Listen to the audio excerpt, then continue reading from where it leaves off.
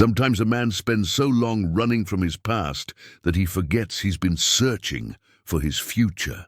For 20 years, Hollis Vane had walked these Sierra Nevada mountains with only his dog Juniper for company, believing he'd found all the peace the world had to offer. Then they discovered the Redwood, with a door carved into its ancient bark. Inside wasn't just shelter from the winter storm. It was a home filled with old books and stranger things, tended by a silver-haired man who spoke of forgotten histories. The tree held secrets that stretched back centuries, and somehow Hollis realized his own story was written somewhere in those dusty journals. The old keeper offered him a choice that would change everything. But the real question wasn't about staying or leaving. What was Hollis truly meant to find in that ancient tree? Before we jump back in, tell us where you're tuning in from. And if this story touches you, make sure you're subscribed, because tomorrow I've saved something extra special for you. The morning mist clung to the Sierra Nevada peaks like memories refusing to fade, and Hollis Vane breathed in the crisp December air as he had every morning for 2 decades. His weathered hands wrapped around a tin cup of coffee, steam rising in delicate spirals that disappeared into the gray dawn. At 62, his face bore the deep lines of a man who had spent more years squinting into mountain sun than most folks spent indoors. But his eyes still held the sharp clarity of someone who had learned to read the language of the wilderness. Juniper, his 8-year-old German Shepherd mix, stretched beside the cabin's stone steps and yawned with the casual confidence of a dog who knew every trail, every scent, every sound within a 50-mile radius. Her coat had begun to show threads of silver around her muzzle, matching the gray that had crept into Hollis's own dark beard. They had grown old together in these mountains, and there was a comfortable rhythm to their mornings that spoke of deep companionship born from shared solitude. The cabin itself was a testament to patient craftsmanship and practical living. Hollis had built it log by log during his first 5 years in the mountains, using timber from trees that had fallen naturally and stones gathered from the creek bed that wound through the valley below. The structure sat on a natural shelf of granite, positioned to catch the morning sun and shelter from the prevailing winds that swept down from the higher peaks. Inside, the walls were lined with shelves holding books on forestry, geology, and wildlife management, alongside volumes of poetry and philosophy that had helped him make sense of his exile from the world below. 20 years ago, Hollis had been Lieutenant Colonel Hollis Vane, United States Army Corps of Engineers, a man responsible for building bridges and roads that would last generations. He had overseen construction projects across 3 continents, managed teams of hundreds, and earned commendations that now gathered dust in a footlocker beneath his bed. The transition from commanding officer to mountain hermit hadn't been planned. It had been necessary. The incident that changed everything happened on a foggy morning in Afghanistan. A miscommunication, a delayed convoy, and a bridge that couldn't bear the weight it was supposed to carry. 7 good soldiers died because of calculations that were wrong by mere inches, measurements that Hollis had personally verified, but that somehow failed when it mattered most. The military inquiry cleared him of wrongdoing, but Hollis knew the truth that lived in the space between official reports and sleepless nights. He had made an error in judgment, trusted data that should have been double-checked, and good men paid the price, so he had walked away from everything, the career, the pension, the life he had built, and driven north until the roads ended and the mountains began. He purchased 40 acres of remote land with his savings, filed the necessary permits for a permanent residence, and began the long process of learning to live with himself again. The mountains had been patient teachers. They demanded respect, but offered solace, challenged him daily, but never judged his past failures. Over the years, Hollis had become something of a local legend among the few scattered residents of the high country. Rangers would occasionally stop by to check on him, and he had helped coordinate search and rescue operations for lost hikers more than once. His engineering background proved useful in unexpected ways, helping neighbors solve water problems, reinforcing structures against heavy snow loads, and reading the subtle signs that warned of avalanche danger. But for all his usefulness to others, Hollis lived primarily for the simple rhythms of survival and solitude. He maintained a large garden during the growing season, preserved food for winter, and supplemented his stores with careful hunting and fishing. The nearest town was a 2-hour hike, followed by an hour's drive on winding mountain roads. A journey he made perhaps once a month for supplies and mail. This particular December morning felt different, though Hollis couldn't quite place why. The air carried an unusual stillness, as if the mountains themselves were holding their breath. Even Juniper seemed more alert than usual, her ears pricked forward and her nose testing the wind with unusual intensity. Snow had fallen heavily the night before, blanketing the landscape in pristine white that muffled all sound, except the distant murmur of the creek and the occasional crack of a tree branch adjusting to winter's weight. Hollis finished his coffee and stepped back inside to check his supplies. The weather forecast called for another significant storm system to move through over the next few days, and he wanted to ensure his firewood was properly stocked and his emergency provisions were in order. He had learned long ago that mountain winters demanded meticulous preparation and respect for nature's power to transform familiar landscapes into alien territories. The interior of his cabin reflected the methodical mind of an engineer adapted to wilderness living. Tools hung in precise arrangements on pegboards, canned goods were organized by type and date, and maps of the surrounding terrain were pinned to one wall with hiking routes marked in different colored pencils. A large stone fireplace dominated the main room, its hearth blackened by countless evenings of warmth and contemplation. Books filled every available surface, guides to edible plants, technical manuals for small engines, novels that transported him to other worlds when the isolation grew too heavy. On his desk sat a leather-bound journal where he recorded daily observations about weather patterns, wildlife movements, and seasonal changes. After 20 years, these journals formed a comprehensive record of the mountain's moods and rhythms, data that local researchers occasionally requested for their studies on climate patterns and ecosystem health. Writing in the journal had also become a form of meditation for Hollis, a way of processing thoughts and emotions that had no other outlet in his solitary life. As he prepared for the day's activities, Hollis reflected on how completely his life had changed since leaving the army.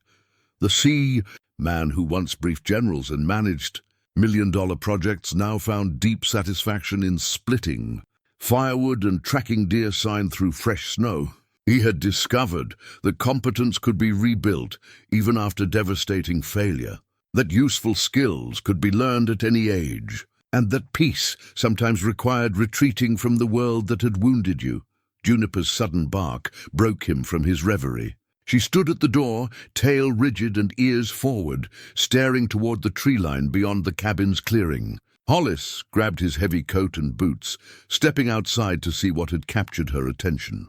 The dog rarely alerted to ordinary wildlife. She had long since grown accustomed to the deer, bears, and smaller creatures that shared their territory. The snow continued to fall in large, lazy flakes that caught the morning light like tiny prisms. Visibility was limited to perhaps 100 yards in any direction, and the silence was so complete that Hollis could hear his own heartbeat. He followed Juniper's gaze toward the dense stand of old-growth redwoods that marked the eastern boundary of his property, but saw nothing unusual among the massive trunks that disappeared into the gray morning mist. Still, something felt different about this day. Perhaps it was the particular quality of the light, or the way the snow seemed to muffle even the smallest sounds. But Hollis sensed that the mountains were about to show him something new. After 20 years of careful observation, he had learned to trust these subtle intuitions about the natural world around him. He gathered his day pack, filled it with emergency supplies, and called Juniper to his side. If the weather was going to worsen as predicted, this might be his last opportunity for several days to check the boundary markers and ensure that his winter preparations were complete. The dog fell into step beside him as they set off toward the eastern tree line, her nose working constantly as she processed the complex symphony of scents that filled the winter air. Neither of them suspected that this routine morning patrol would lead them to a discovery that would transform everything. Hollis thought he knew about the land he had called home for 2 decades. The mountains, patient as always, were finally ready to reveal one of their most carefully guarded secrets.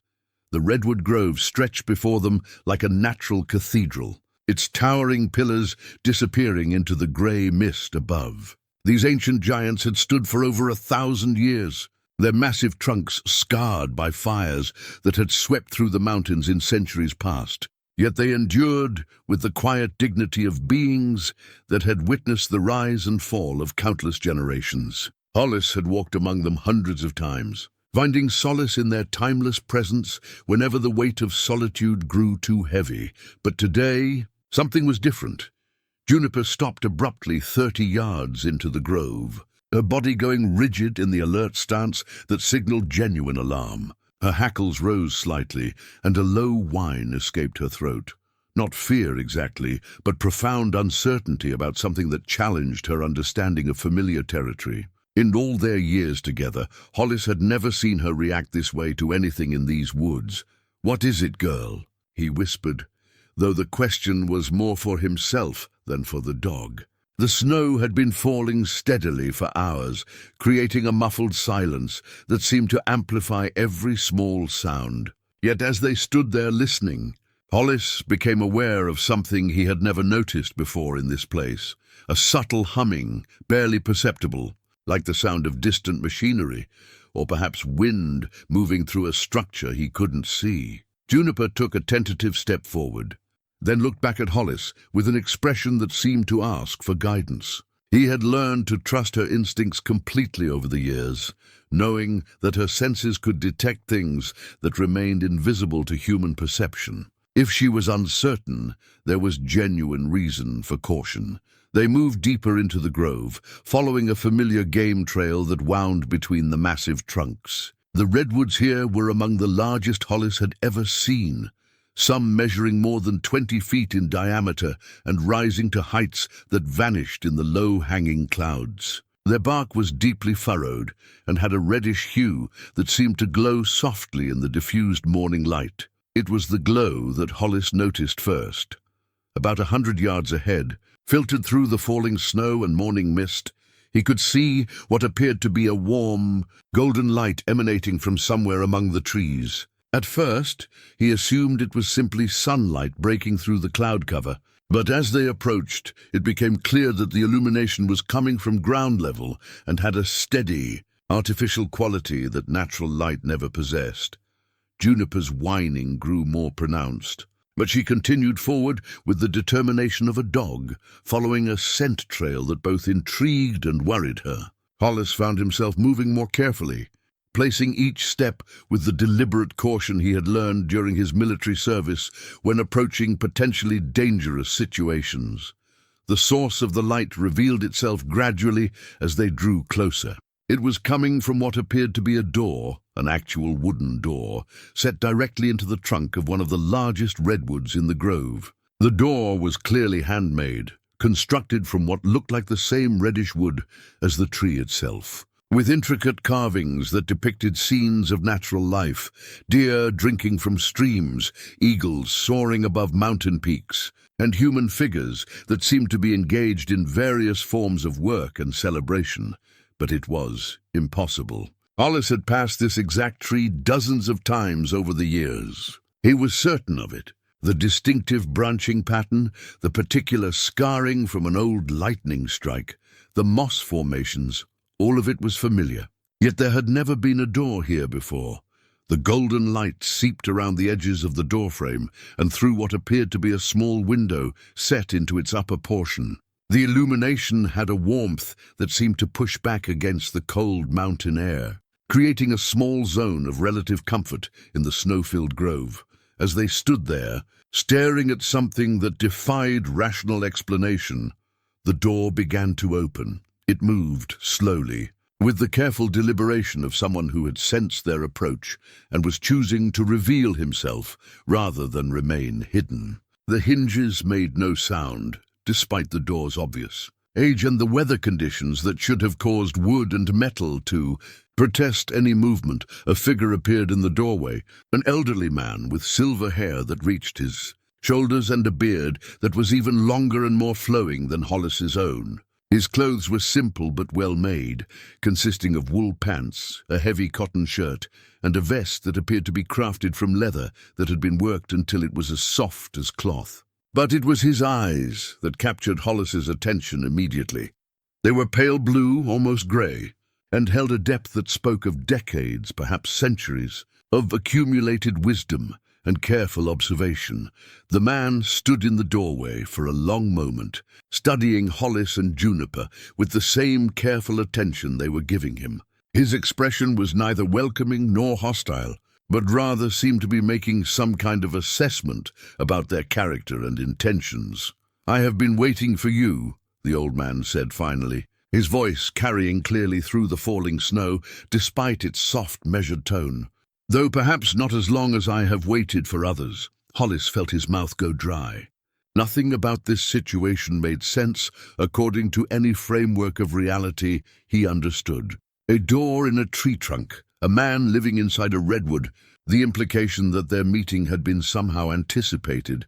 All of it challenged the rational, engineering-trained mind that had guided him through 6 decades of life. "I don't understand," Hollis managed to say. "I've walked through these woods for 20 years.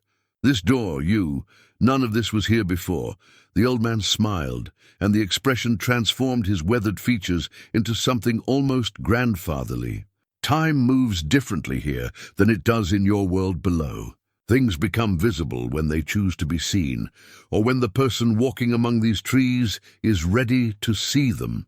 Today, apparently, you are ready," Juniper whined again, but this time the sound carried less uncertainty and more curiosity. Her tail gave a tentative wag, as if she had decided that whatever this situation represented, it was more interesting than threatening. "My name is Ezra," the old man continued. "I am what you might call a keeper of this place, though that title doesn't really capture the full scope of what I do here.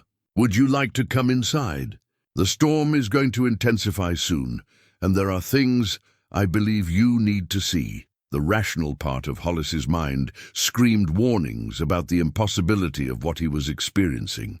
Engineers dealt in measurable quantities, in cause and effect, in phenomena that could be explained through scientific principles. A man living inside a tree trunk was not scientifically possible. A door that appeared and disappeared contradicted everything he understood about the physical world, but another part of him, a part that had been awakened by 20 years of mountain solitude and daily communion with forces larger than human comprehension, recognized that he stood at a threshold between the world he had known and something entirely new.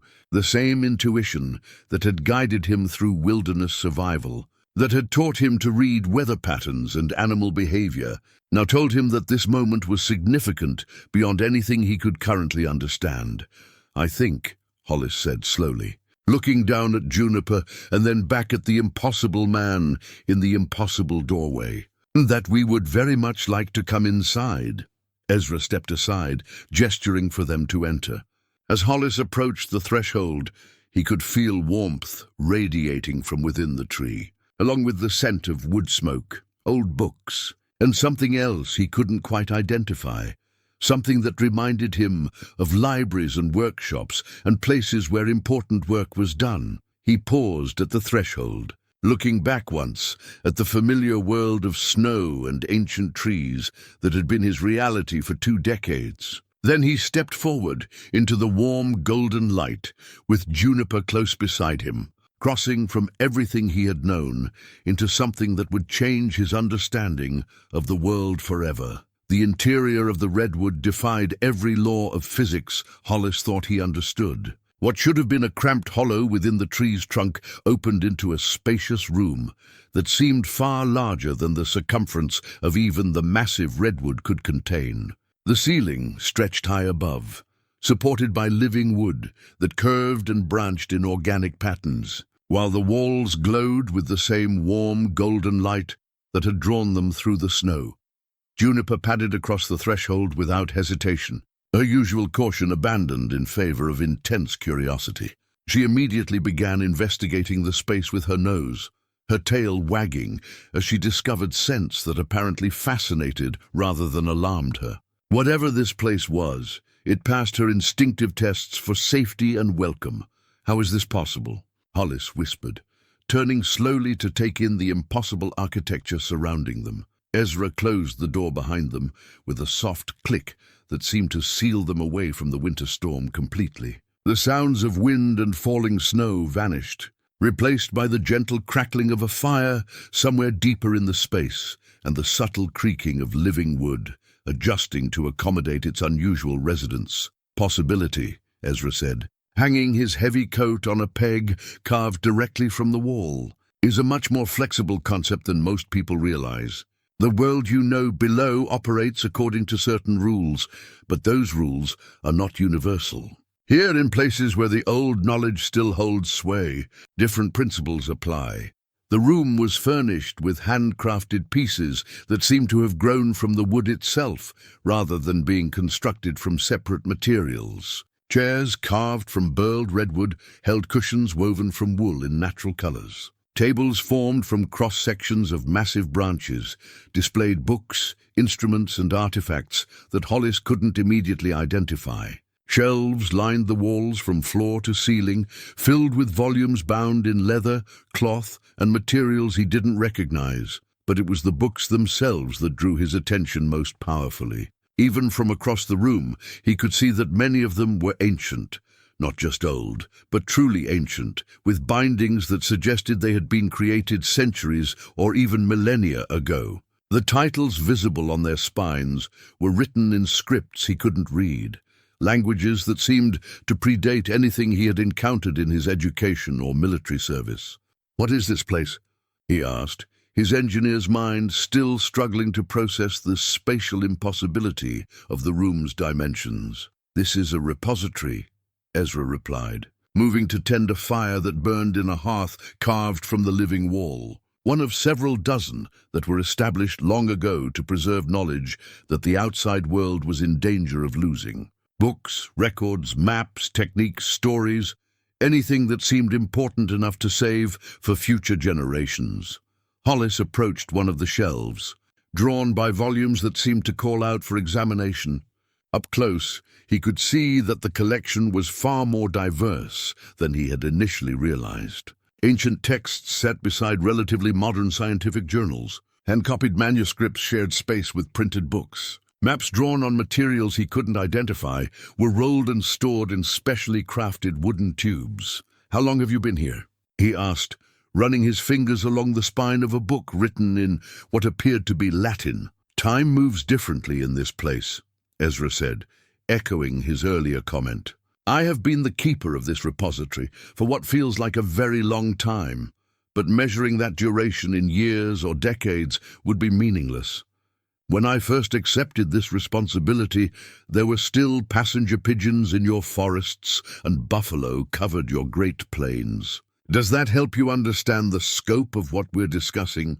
Hollis felt a chill that had nothing to do with the winter weather outside. If Ezra was telling the truth, he had been serving as keeper for well over a century, which should have been impossible for any human being. Yet the man before him, while clearly elderly, showed no signs of the extreme frailty that would be expected of someone who had lived for more than 100 years. "That's impossible," Hollis said, though even as he spoke the words, he realized how foolish they sounded in this context. Is it more impossible than a room that exists in a space larger than its container? Ezra asked with gentle humor.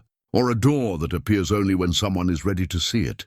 You've already accepted several impossibilities this morning, Mr. Vane. What's one more? The casual use of his name caught Hollis off guard. How do you know who I am? I know a great deal about you, Ezra replied, settling into one of the carved chairs with the careful movements of someone whose body carried the weight of accumulated years. I know about your service in the Army Corps of Engineers.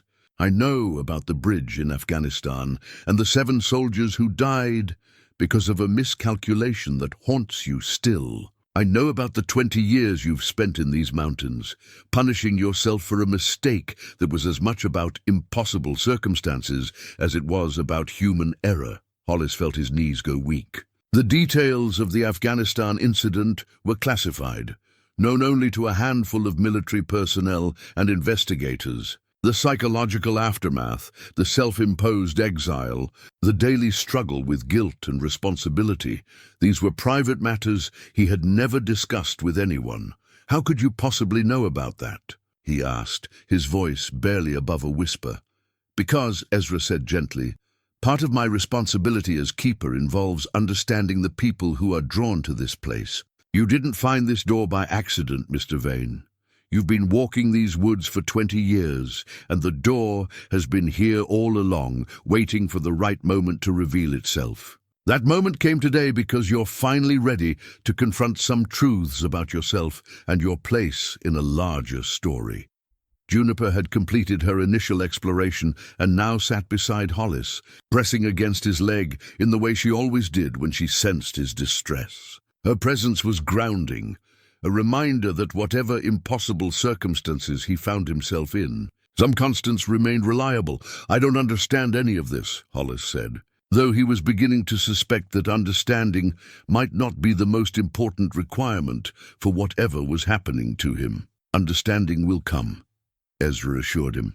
For now, it's enough that you're here and that you're willing to listen. There are things I need to show you, stories I need to tell you, and choices you'll need to make. But first, you should know that your arrival here is not just significant.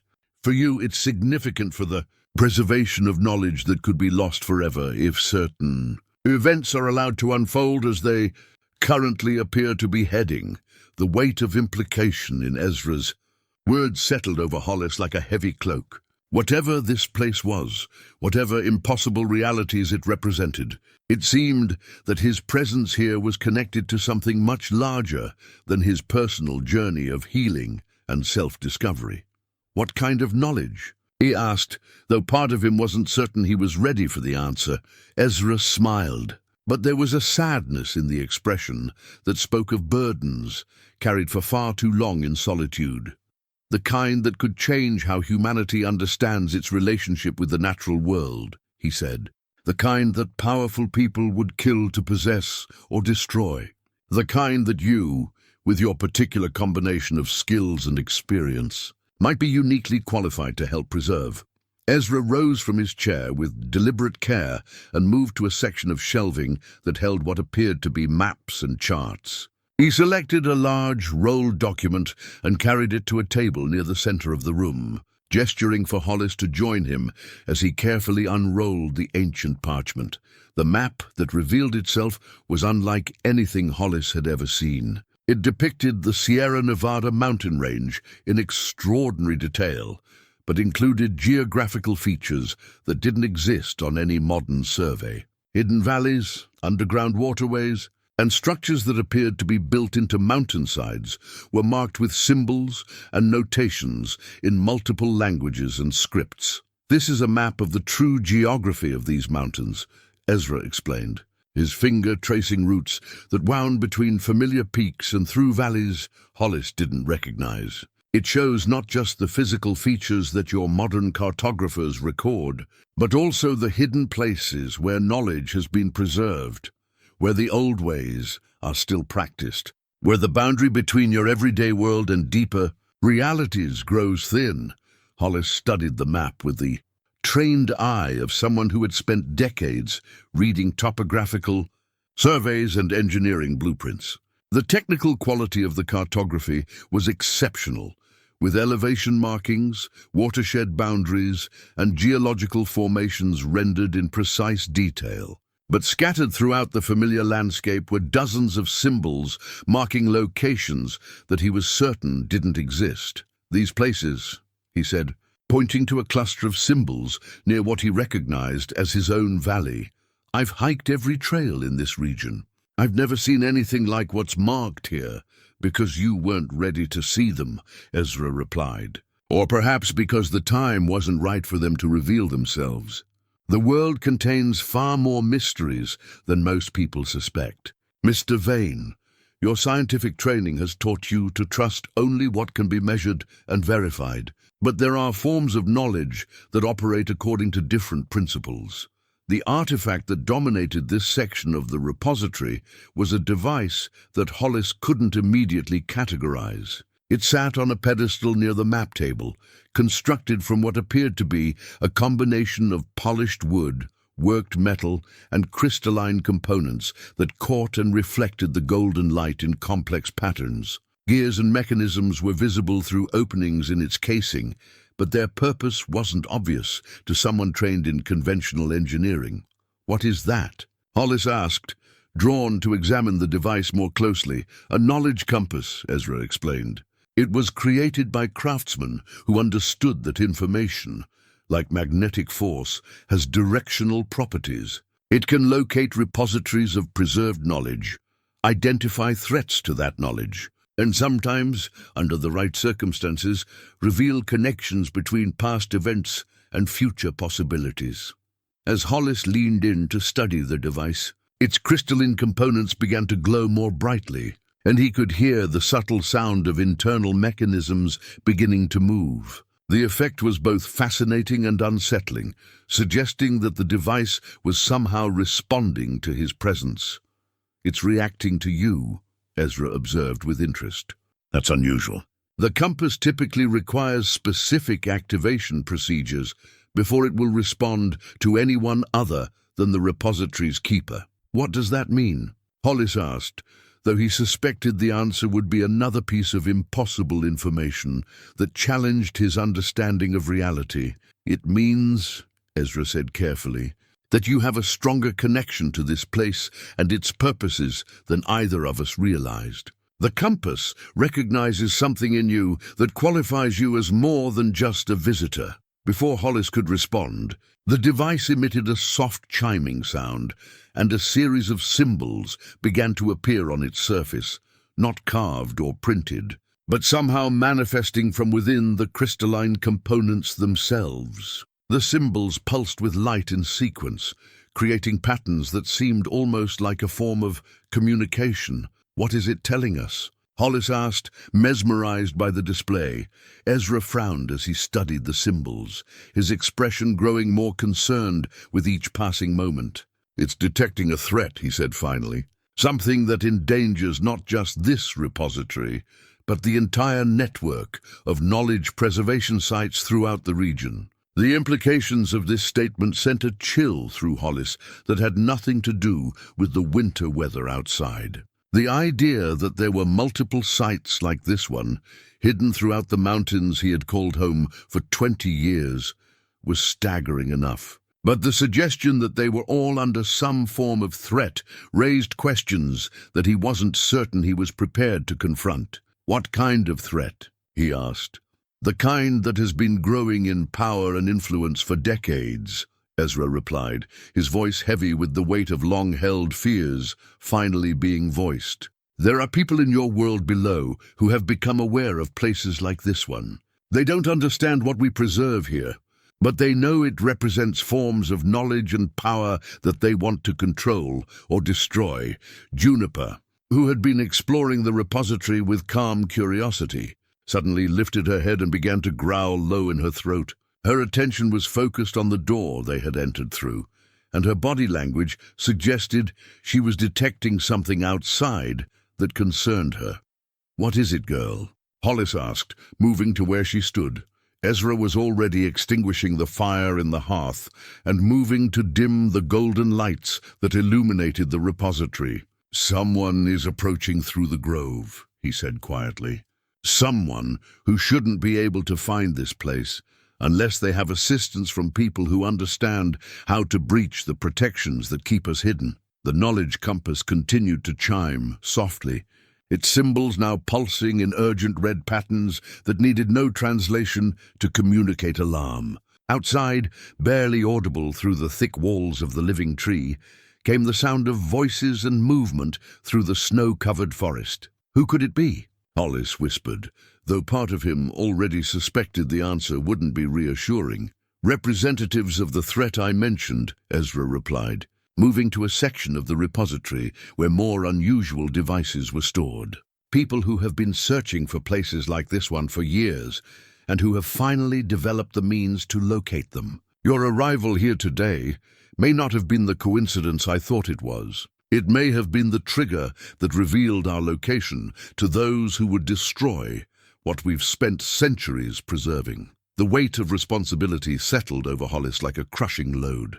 In coming here, in crossing the threshold from his familiar world into this repository of ancient knowledge, he might have inadvertently endangered something precious beyond measure. The guilt and self-recrimination that had driven him into the mountains 20 years ago threatened to overwhelm him again. But this time, the stakes seemed infinitely higher than a single military operation gone wrong. "What do we do?" he asked, looking to Ezra for guidance while simultaneously preparing himself for the possibility that his newfound understanding of the world was about to be put to a test he wasn't certain he was ready to face. Ezra moved with surprising speed for a man of his apparent age, gathering items from various locations throughout the repository with the practiced efficiency of someone who had prepared for this possibility many times before. From a cabinet carved into the living wall, he retrieved what appeared to be a journal bound in dark leather, its pages thick with handwritten notes and diagrams. This was clearly something important, a record that couldn't be allowed to fall into the wrong hands.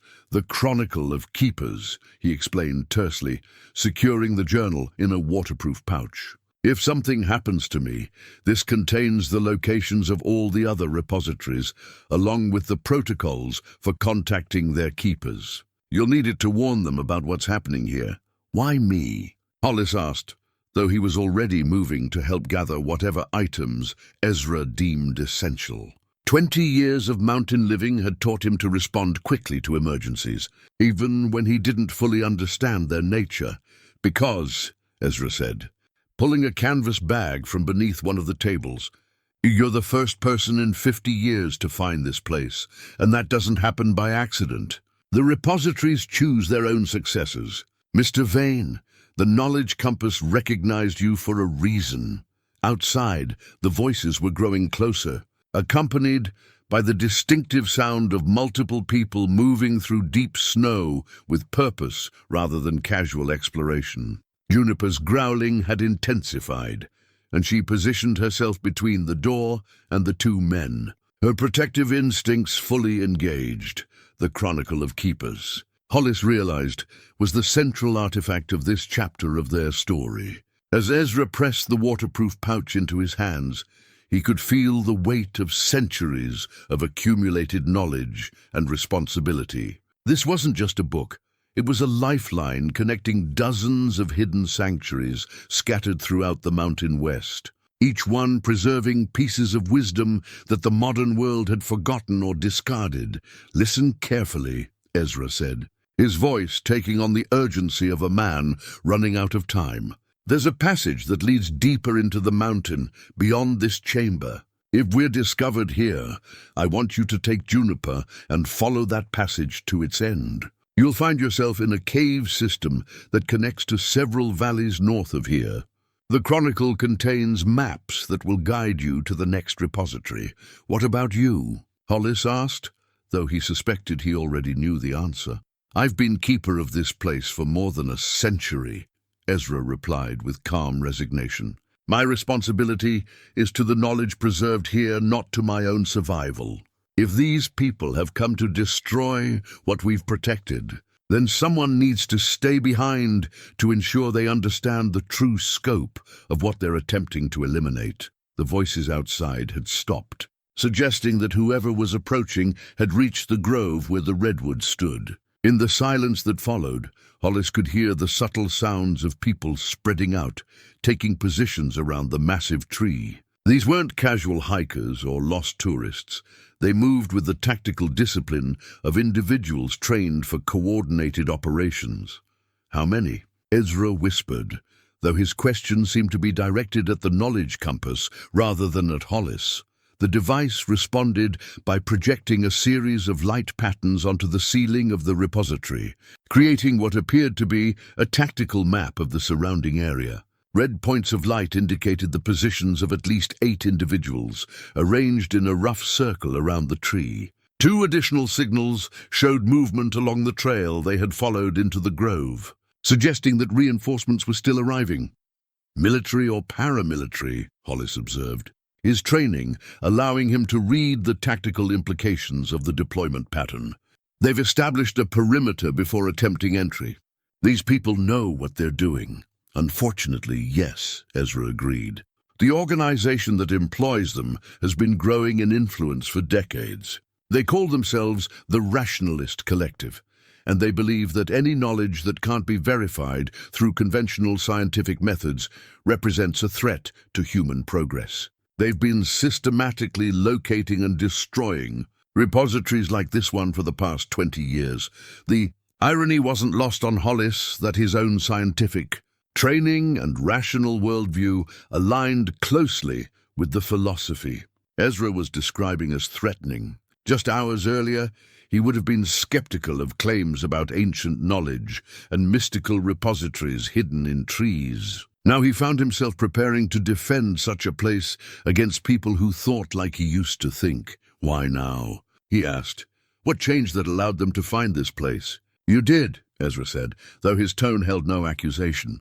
"Your emotional state when you approached the grove this morning, the combination of long-held guilt, growing isolation, and unconscious readiness for transformation, created a resonance that temporarily weakened the protections around this repository. The collective has been monitoring the mountain regions with increasingly sophisticated equipment, waiting for exactly this kind of opportunity. The weight of responsibility threatened to overwhelm Hollis again, but Juniper's presence beside him provided an anchor to the immediate situation. Whatever mistakes he might have made, whatever consequences were unfolding because of his arrival here, the priority now was protecting the irreplaceable knowledge contained within these living walls.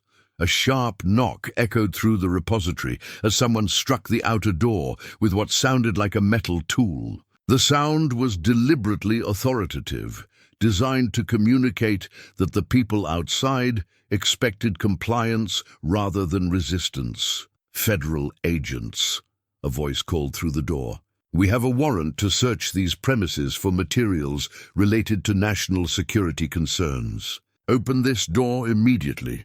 Ezra and Hollis exchanged glances. The claim of federal authority might be legitimate, but it could equally well be a deception designed to justify their actions to any witnesses who might later question what happened here. "They won't wait long," Ezra said quietly. "The door will hold against conventional tools, but if they've come prepared for this kind of operation, they'll have methods for breaching unconventional barriers." As if summoned by his words, the sound of machinery started up outside, something heavy and mechanical being positioned near the entrance to the repository. Whatever these people had brought with them, it was equipment designed for more than simple law enforcement activities. "Time to go," Ezra said, leading Hollis toward a section of the repository where the wall seemed to curve inward, creating what he now realized was the entrance to the passage the old man had mentioned. "Remember, the Chronicle contains everything you need to find the other keepers. Warn them about what's happening here, and help them prepare for similar attacks on their own repositories." The machine outside began to operate in earnest, producing vibrations that penetrated even the living walls of the ancient Redwood. Whatever the intruders were using, it was working to weaken the barriers that had protected this place for over a century. The passage behind the repository's main chamber was narrow and carved from living wood, its walls glowing with the same soft golden light that illuminated the larger space. As they moved deeper into the tree, Hollis could feel the vibrations from the machinery outside growing more intense, accompanied by the sound of voices coordinating what was clearly a sophisticated breaching operation. "How far does this passage go?" he asked, adjusting the straps of the pack that now carried the Chronicle of Keepers. and several other items Ezra had deemed essential for the preservation of the repository's most critical knowledge. About a quarter-mile through the tree's root system, Ezra replied, moving with surprising agility despite his apparent age. It connects to a natural cave network that was here long before this redwood began growing. The original builders of the repository chose this location specifically because it provided multiple escape routes. Juniper padded alongside them, her ears constantly swiveling to monitor sounds from behind, while her nose worked to process the complex array of scents that filled the underground passage. She seemed to understand that they were fleeing from danger, and her entire body radiated the alert readiness of a dog prepared to defend her pack if necessary. Behind them, the sound of the machinery reached a crescendo, followed by a sharp crack that suggested the outer door had finally been breached. Voices echoed through the repository as the intruders began their systematic search of the main chamber. Their tone professional, but with an underlying note of excitement that spoke of people who had finally located something they had been seeking for a long time. "Move faster," Ezra urged, though he was already pushing the pace as much as his aging body would allow. "They'll discover the passage entrance within minutes." The tunnel began to slope downward more steeply, and the walls changed from living wood to natural stone as they transitioned from the tree's root system into the mountain's underground structure. The golden light that had guided them from the repository gradually faded, replaced by a different illumination that seemed to emanate from mineral deposits embedded in the cave walls. "Phosphorescent minerals," Hollis observed, his engineer's training automatically identifying the source of the light. "This whole cave system must be rich in naturally occurring luminescent compounds." "Knowledge takes many forms," Ezra replied, pausing to catch his breath as they reached a wider section of the tunnel. "Even the rocks here contain information, geological records that tell the story of how these mountains were formed, climatic data preserved in mineral deposits, chemical signatures that reveal the history of water flow and atmospheric conditions over millions of years." The concept that the mountains themselves were repositories of information resonated with something deep in Hollis's understanding of the natural world. During his 20 years of solitary living, he had learned to read the landscape in ways that went far beyond simple navigation, tracking weather patterns through cloud formations, understanding seasonal changes through subtle shifts in animal behavior, recognizing the stories that trees told through their growth patterns and scars.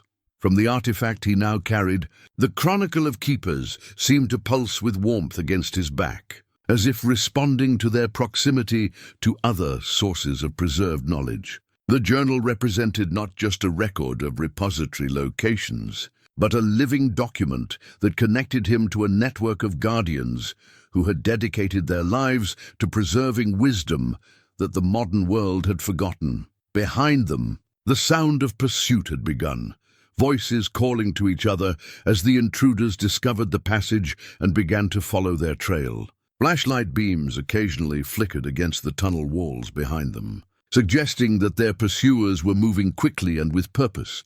"They're gaining ground," Hollis observed, though he was careful to keep his voice low enough to avoid giving away their exact position. "They have younger legs than I do," Ezra admitted with grim humor. "But they don't know these tunnels the way I do. We have advantages they haven't anticipated." As if to demonstrate his point, Ezra led them through a series of turns that would have been impossible to navigate without intimate knowledge of the cave system. Side passages branched off in multiple directions, creating a maze that could easily confuse anyone unfamiliar with the underground geography. The phosphorescent minerals provided enough light to move safely, but not enough to make the correct path obvious to someone following behind them. "How many times have you used this escape route?" Hollis asked during a brief pause to listen for their pursuers.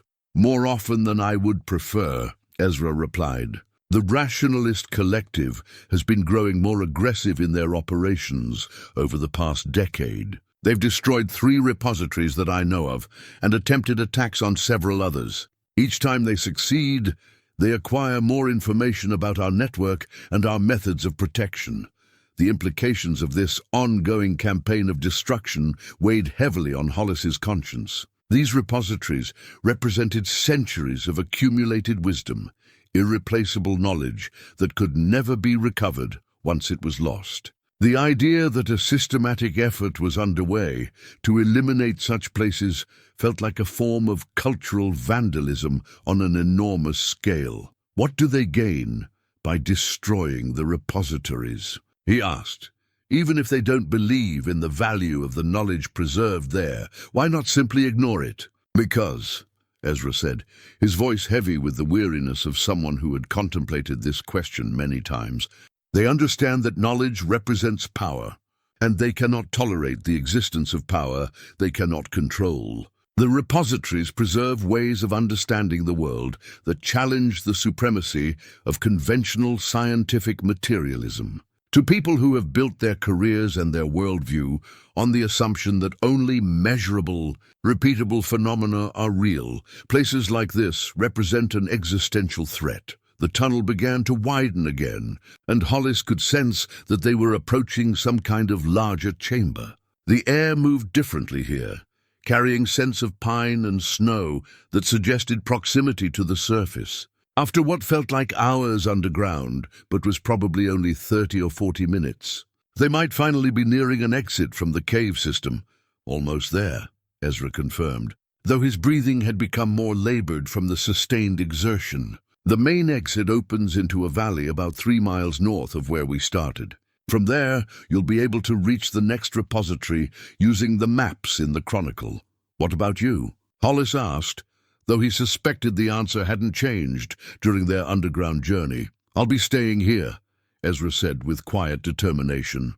There are procedures I need to follow to ensure that critical knowledge doesn't fall into the wrong hands, even if they manage to breach the repository's deeper protections. The cave exit opened onto a snow-covered ledge overlooking a valley that Hollis had never seen before, despite 20 years of exploring what he thought was every accessible part of the surrounding terrain. The view stretched northward toward peaks that seemed familiar yet somehow different, as if he was seeing the landscape from an angle that revealed features previously hidden from his perspective. "This is impossible," he murmured, studying the geography spread out below them. "I know these mountains. This valley should be visible from the ridge behind my cabin, but I've never seen it before. Geography, like time, operates differently around the repositories," Ezra explained, breathing heavily from their underground journey. "The protections that hide these places extend beyond simple concealment spells. They actually fold space in ways that keep certain areas invisible to casual observation." Juniper emerged from the cave behind them, immediately alert to their new surroundings. Her nose worked constantly as she processed the wealth of scents carried on the mountain air, but her posture suggested curiosity rather than alarm. Whatever this hidden valley contained, it didn't trigger her protective instincts. As they stood on the ledge, catching their breath and planning their next move, the sound of voices echoed from within the cave system behind them. Their pursuers had successfully navigated the underground maze and were approaching the exit. The Rationalist Collective's agents were more resourceful than Ezra had hoped. "We need to move," Hollis said, scanning the terrain below for the best route down to the valley floor. But Ezra wasn't moving. Instead, he was studying Hollis with an expression that seemed to combine sadness, regret, and something that might have been relief. His entire demeanor had changed during their escape through the tunnels, as if reaching this particular location had triggered some kind of internal transformation.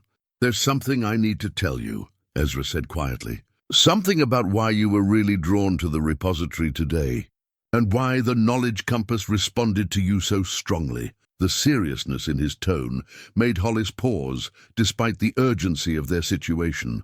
"What are you talking about?" "My name isn't really Ezra," the old man said, his voice taking on a different quality, still aged, still weary, but somehow more familiar than it had been before. "I chose that identity when I accepted the role of repository keeper, but it wasn't the name I was born with." A chill ran down Hollis's spine that had nothing to do with the mountain air. Something about the man's voice, about the way he was looking at him, triggered a recognition that his conscious mind couldn't quite grasp, but that his deeper instincts found profoundly unsettling. "Who are you?" he asked, though part of him was already beginning to suspect an answer that would challenge everything he thought he understood about his own history. "My name," the old man said, "is Marcus Vane. I'm your grandfather." The words hit Hollis like a physical blow. His grandfather had died when Hollis was 12 years old. He remembered the funeral, remembered grieving for a man who had been one of the most important influences in his childhood.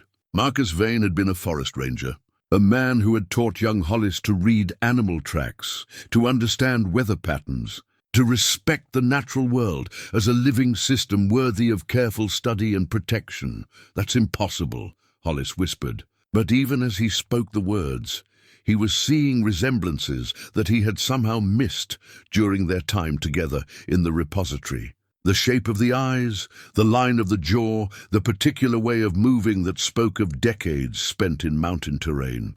"The man you knew as your grandfather did die," Marcus said gently. "But death, like many other concepts you've been taught to accept as absolute, is more negotiable than most people realize. When I accepted the responsibility of becoming a repository keeper, I was offered a choice: continue to age and die according to natural law, or accept a different kind of existence that would allow me to preserve important knowledge for as long as it was needed." The voices from the cave were getting closer, but Hollis found himself unable to move, stunned by revelations that recontextualized his entire understanding of his family history and his own journey to these mountains. "You knew I would come here," he said, the pieces beginning to fall into place. "You knew I would leave the army, knew I would choose these specific mountains to exile myself in?" "I hoped you would," Marcus admitted. "After the incident in Afghanistan, I could sense your guilt and your need to find some form of redemption. The repository has been watching over you for 20 years, subtly guiding your choices, ensuring that you develop the skills and the perspective you would need to eventually take on the responsibility of preserving this knowledge." The Chronicle of Keepers felt heavier against Hollis's back, weighted now not just with the responsibility of warning other repositories, but with the realization that his entire adult life had been shaped by forces he hadn't understood. His grandfather, somehow still alive after more than 50 years, had been orchestrating events to prepare him for this moment. "Why didn't you tell me who you were when I first arrived at the repository?" Hollis asked, struggling to process the emotional implications of discovering that someone he had grieved for decades was not only alive but had been watching over him from a distance.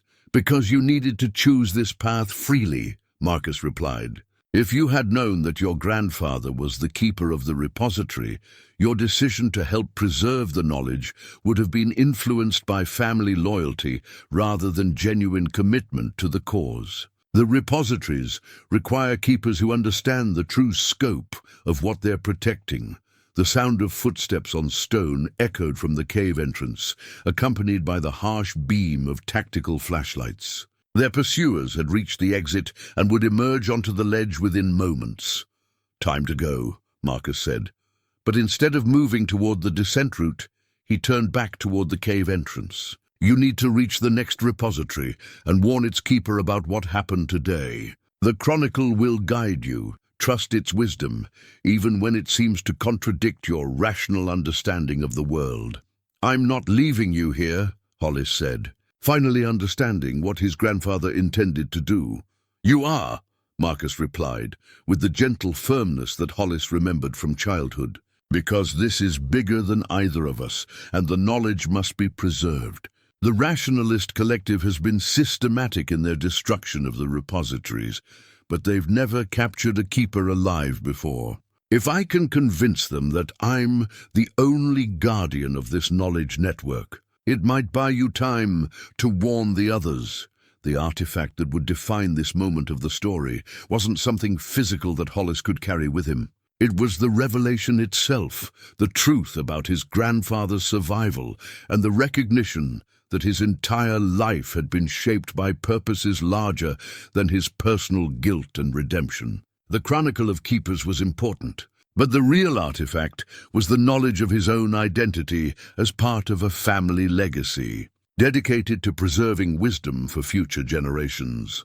The first flashlight beams swept across the cave entrance as Hollis made the most difficult decision of his life. His grandfather's sacrifice would be meaningless if he allowed himself to be captured, along with the man who had spent more than 5 decades preserving ancient knowledge. With Juniper pressed close to his side, he began the treacherous descent down the rocky face toward the hidden valley, carrying the Chronicle of Keepers and the crushing weight of family revelations that had transformed his understanding of everything. The route down the cliff face was steep but navigable, carved into the rock by centuries of water flow and natural erosion. Handholds were plentiful, and the phosphorescent minerals that had guided them through the cave system continued to provide subtle illumination along the descent path. Behind them, voices echoed from the ledge as the Rationalist Collective's agents discovered Marcus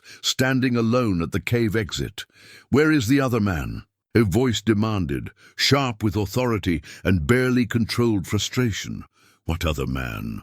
Marcus replied, his tone carrying the perfect blend of confusion and elderly bewilderment that might convince someone unfamiliar with his true nature that he was simply a confused hermit found in an unusual location.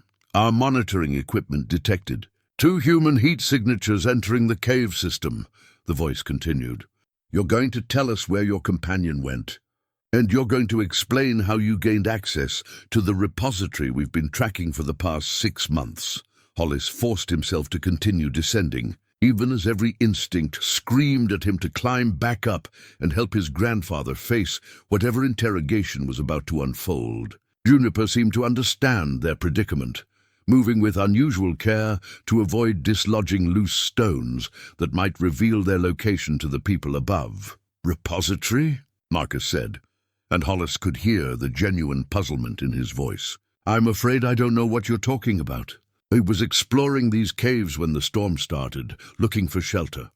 Are you with the Park Service?" The performance was masterful, but Hollis knew it couldn't last long. The agents had sophisticated equipment, detailed intelligence about the repository network, and the kind of resources that suggested government backing or substantial private funding. They wouldn't be fooled by an act of confused innocence for more than a few minutes. As he reached the valley floor, Hollis paused to study the Chronicle of Keepers more carefully. The ancient journal felt warm in his hands, and when he opened it, the pages seemed to glow with the same golden light that had illuminated the repository. Maps, diagrams, and handwritten notes filled every available space, creating a comprehensive guide to locations and contacts that spanned the entire Western Mountain region. The nearest repository, according to the Chronicle, was located approximately 15 miles northeast of their current position, hidden within what appeared to be an abandoned mining complex, in a valley that official maps showed as uninhabitable due to unstable geology. The entry described the keeper as Elena Vasquez, 3rd-generation guardian, specializing in botanical and agricultural knowledge preservation, but reaching Elena's repository would require crossing terrain that Hollis didn't recognize. Despite his decades of mountain experience, the maps in the Chronicle showed routes through areas that seemed to exist in the spaces between familiar landmarks, paths that connected hidden valleys and concealed passages through what he had always assumed was solid rock. Juniper stayed close as they began moving across the valley floor, her senses alert for any signs of pursuit from above. The snow here was deeper than it had been around the Redwood Grove, suggesting that this hidden valley received different weather patterns than the surrounding region. Pine trees grew in dense stands, their branches heavy with accumulated snow that muffled sound and created a sense of traveling through a vast, natural cathedral. Above them, the interrogation was becoming more intense. Voices carried clearly in the thin mountain air, and Hollis could hear the professional coldness of people trained to extract information through whatever means proved necessary. "We know you're more than just a lost hiker," one of the agents was saying. "Our intelligence indicates that you've been living in that tree structure for an extended period. You're going to explain how that's possible. And you're going to tell us about the other locations where similar installations exist." "I think there's been some kind of mistake," Marcus replied, but his voice was beginning to show strain. "I was just looking for shelter from the storm. I don't know anything about installations or other locations." The sound of equipment being moved suggested that the agents were setting up more sophisticated interrogation tools. Hollis forced himself to keep moving, knowing that his grandfather's sacrifice would be wasted if he allowed himself to be recaptured. But the emotional cost of abandoning family was almost unbearable, especially now that he understood the true scope of what Marcus had given up to preserve ancient knowledge. As they moved deeper into the hidden valley, Hollis began to notice signs that this place was not as untouched as it initially appeared. Game trails showed evidence of unusual patterns, as if animals moved through this area according to routes that served purposes beyond simple foraging and shelter-seeking. Plants grew in arrangements that seemed too systematic to be entirely natural, and certain trees bore markings that might have been random scarring but could equally well have been some form of communication system. The Chronicle of Keepers contained detailed notes about the relationship between repositories and their surrounding environments. According to Marcus's careful observations, accumulated over decades of study, the knowledge preservation sites existed in harmony with natural systems that had been subtly modified to provide protection and concealment. Animals, plants, geological features, and weather patterns all contributed to a complex defense network that made the repositories effectively invisible to casual observation. But the rationalist collective had developed methods for detecting these subtle modifications. Their monitoring equipment could apparently identify the energy signatures that distinguished protected areas from ordinary wilderness, allowing them to locate repositories that had remained hidden for centuries.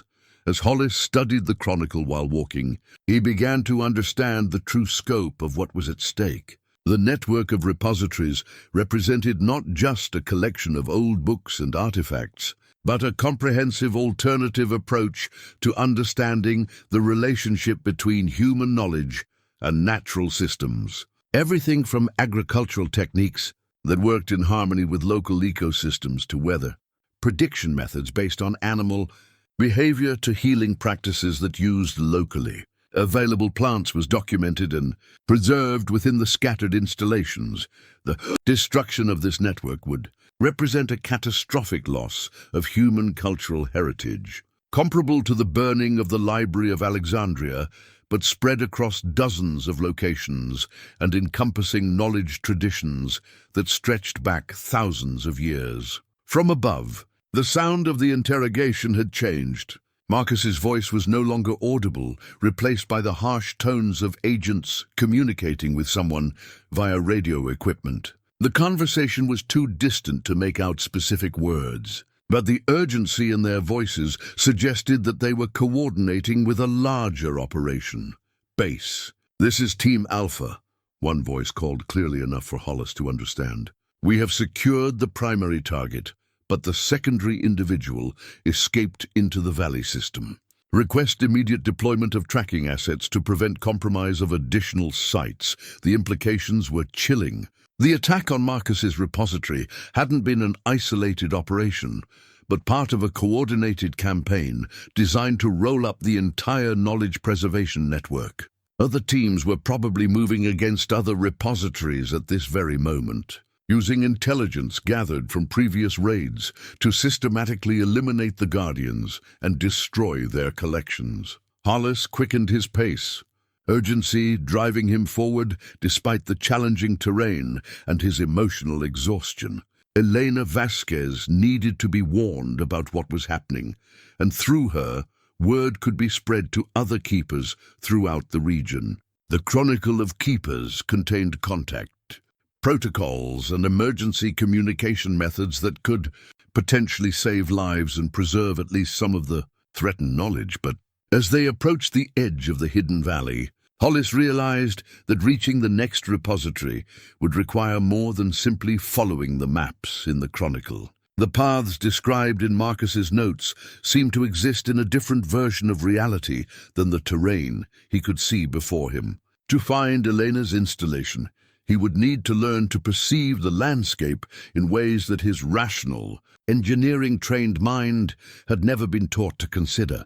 The boundary between the hidden valley and the familiar world materialized as a shimmering distortion in the air, like heat waves rising from summer pavement but visible in the winter cold. Hollis had been following the chronicle's directions for 3 hours, trusting Marcus's careful notations about landmarks and trail markers that existed only when viewed from the proper perspective. Now he stood before what appeared to be empty air, with Juniper whining softly beside him as she sensed something her human companion couldn't yet perceive. According to the Chronicle, crossing between the protected spaces required more than physical movement. It demanded a fundamental shift in how one understood the nature of reality itself. Marcus had written detailed instructions about the mental preparation necessary for transitioning between worlds. But reading about the process and actually experiencing it were proving to be vastly different challenges. "Trust what you cannot see," Hollis read aloud from the journal, his breath forming clouds in the frigid air. "The paths between repositories exist in the spaces where conventional perception fails. Allow your understanding to expand beyond the limitations of ordinary sight."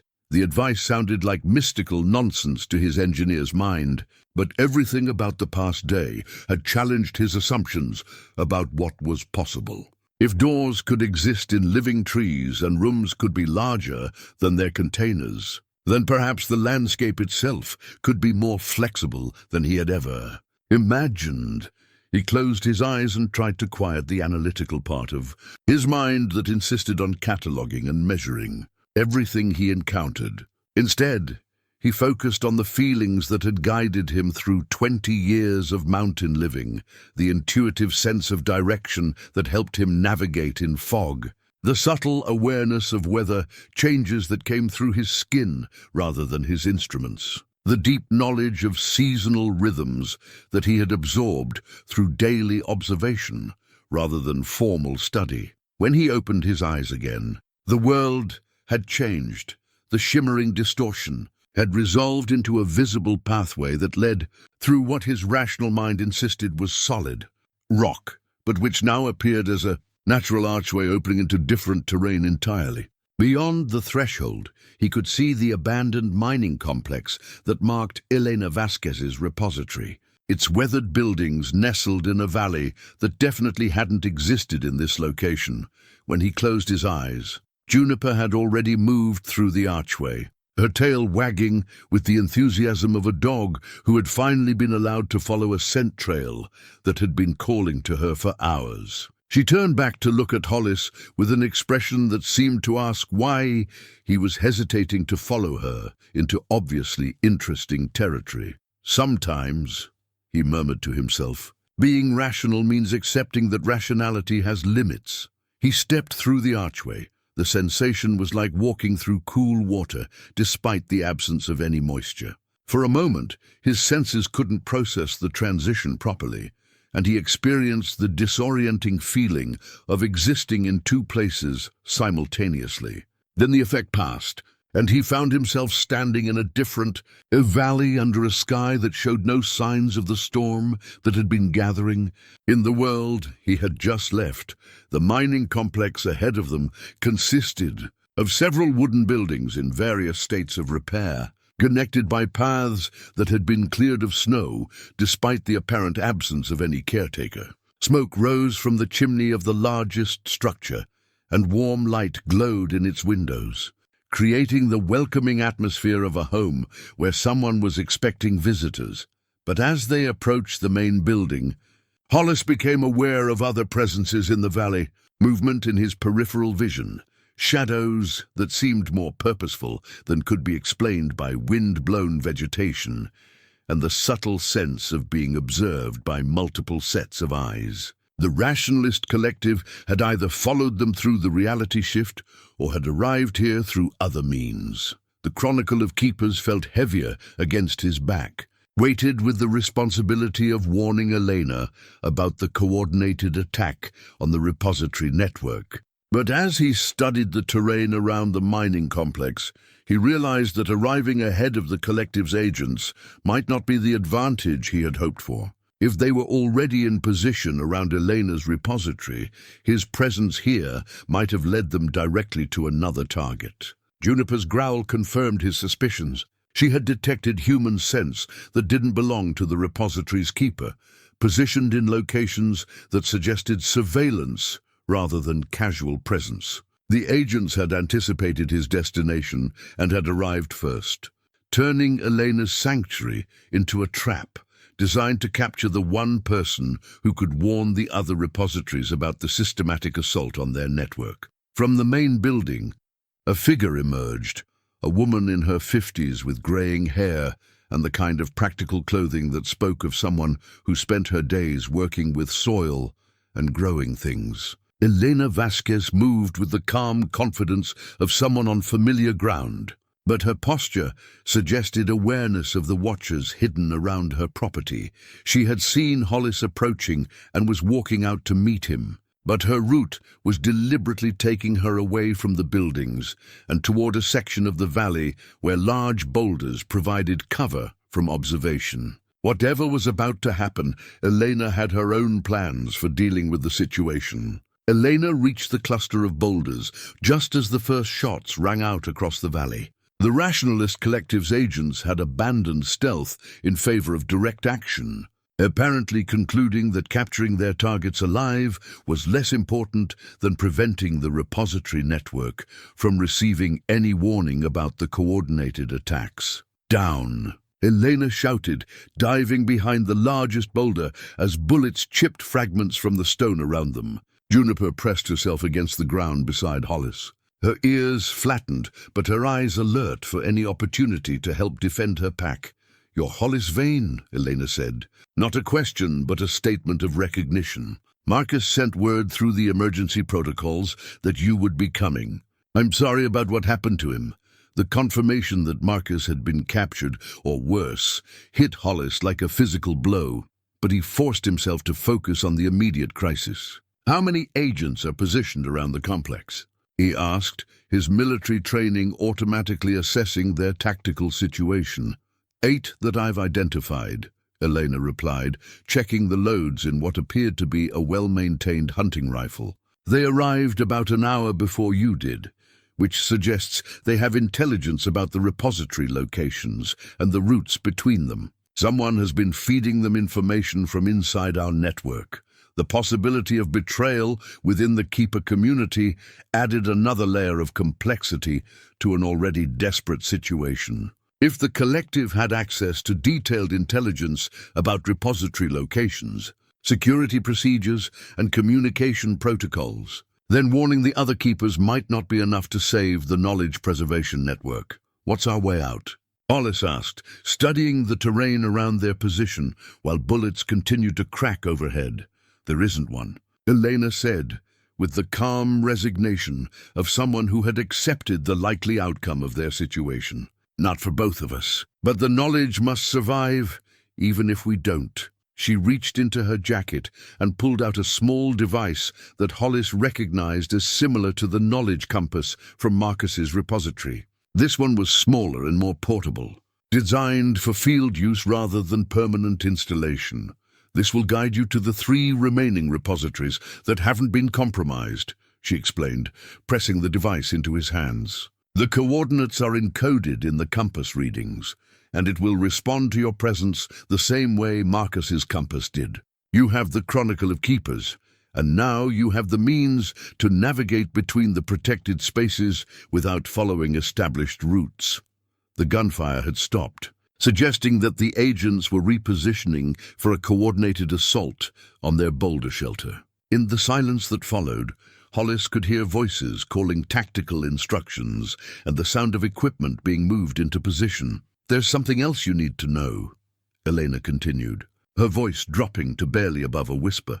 "The knowledge preserved in the repositories isn't just historical records and traditional techniques. Some of what we guard represents technologies and understanding that could fundamentally change how humanity relates to the natural world. The collective isn't just trying to destroy old books, they're trying to prevent the emergence of alternatives to the systems of power and control that currently dominate your civilization."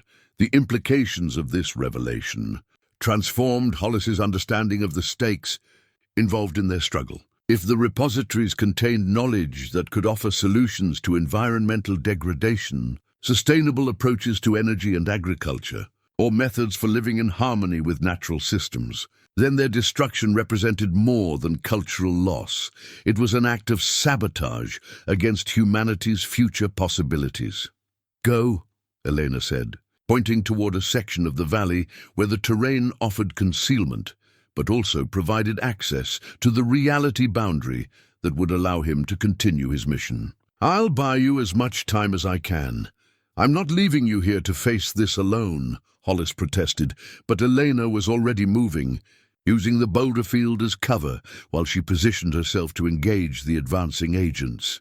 "You are," she said firmly, "because this is bigger than any individual keeper. The knowledge must survive. That's what we swore to protect, no matter the personal cost." The portable knowledge compass in Hollis's hands began to pulse with warm light, its readings indicating a path through the valley that would lead him to safety and eventually to the next repository. But taking that path would mean abandoning Elena to face overwhelming odds with nothing but determination and a hunting rifle. From multiple positions around the valley, the agents began their final assault, moving with coordinated precision toward the boulder field. Muzzle flashes lit up the gathering dusk as Elena returned fire, her shots carefully aimed to slow their advance rather than simply create noise. "Go now," she shouted over the sound of gunfire. "While you still can."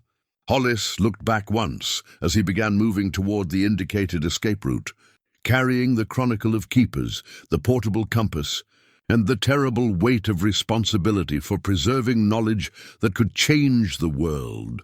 Behind him, Elena Vasquez continued to fight for time she would never live to see him use, her sacrifice joining Marcus's in the growing cost of keeping ancient wisdom alive in a world that seemed determined to destroy it. 6 months later, Hollis stood in a meadow high above the tree line, watching the sunrise paint the Sierra Nevada peaks in shades of gold and rose that reminded him of the light that had first drawn him to his grandfather's repository. Juniper lay beside him, her graying muzzle resting on her paws as she enjoyed the warmth of the early morning sun. The mountain silence was complete, except for the distant call of a red-tailed hawk riding the thermal currents that rose from the valleys below. The portable knowledge compass rested in his hands, its crystalline components glowing softly as they had every morning since Elena's sacrifice. The device had guided him to 17 repositories across 4 states, allowing him to warn their keepers about the Rationalist Collective's coordinated assault, and help them implement enhanced security measures that had so far prevented further losses, but the network would never be the same. Marcus and Eleanor were gone, along with 2 other keepers who had chosen to stand and fight rather than abandon their life's work to people who saw ancient wisdom as a threat to modern control. Their repositories had been destroyed, their collections scattered or burned, their accumulated knowledge lost forever except for the fragments that Hollis had managed to preserve in his expanded version of the Chronicle of Keepers. The journal had grown during his travels, filled with new maps, contact information, security protocols, and most importantly, copies of the most critical knowledge from repositories that were too exposed to remain in their original locations. He had become not just a messenger warning of danger, but a mobile repository himself, carrying essential information between communities of keepers who could no longer risk direct communication The transformative technologies that Elena had mentioned proved to be even more significant than he had initially understood. Agricultural techniques that could restore degraded soil in a single growing season. Water purification methods that used locally available materials and required no external energy sources. Building designs that created comfortable living spaces while actually improving local ecosystems. All of this knowledge existed within the repository network, preserved by people who understood that humanity's survival might depend on remembering alternatives to destructive modern practices. But perhaps the most important discovery had been the realization that the knowledge itself was alive in ways that conventional science couldn't measure. The repositories didn't just contain information, they cultivated wisdom, allowing ancient understanding to evolve and adapt to contemporary challenges while maintaining its essential character. The keepers weren't simply librarians, but active participants in an ongoing conversation between human intelligence and natural systems that had been developing for thousands of years. Hollis had found his purpose in a way that finally allowed him to make peace with the guilt that had driven him into the mountains 20 years earlier. The bridge collapse in Afghanistan had been a failure of measurement and calculation, but his work with the repository network was teaching him that there were forms of knowledge that couldn't be quantified, relationships that existed beyond the reach of instruments and equations. His engineering background proved invaluable for understanding how ancient techniques could be adapted to modern conditions. But his real contribution was learning to think in ways that transcended the limitations of conventional scientific materialism. The rationalist collective had gone quiet after the initial wave of attacks, apparently satisfied with the damage they had inflicted and perhaps unaware of how quickly the surviving keepers had adapted their security measures. But Hollis knew they would be back, better prepared and more determined to eliminate what they saw as threats to rational thought and technological progress. The struggle between preservation and destruction would continue for as long as there were people who valued ancient wisdom, and others who feared anything they couldn't control. From his position in the high meadow, Hollis could see 3 different valleys where repositories remained active, their locations invisible to casual observation, but clearly marked by the subtle patterns that he had learned to recognize. Each represented centuries of accumulated knowledge and the dedication of keepers, who had chosen to spend their lives in service to future generations. They would never meet.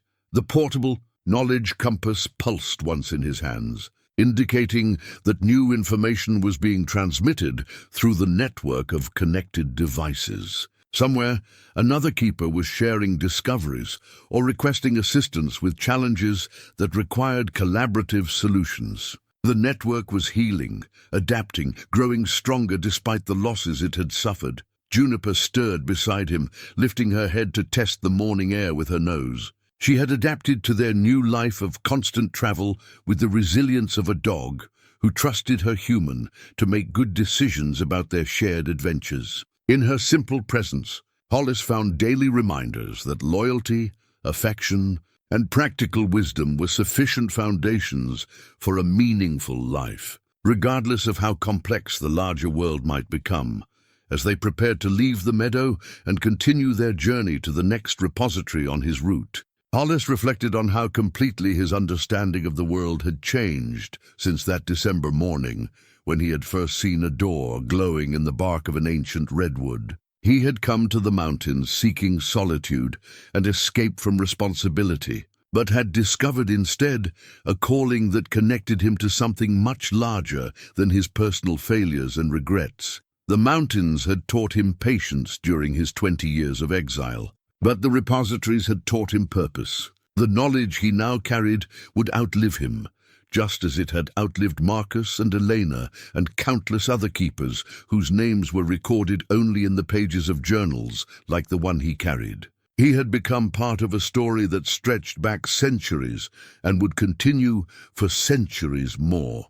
ensuring that wisdom accumulated through careful observation and respectful relationship with the natural world would survive no matter what challenges the future might bring. The sunrise was complete. The meadow, fully illuminated by golden light that made every blade of grass seem to glow with its own inner fire.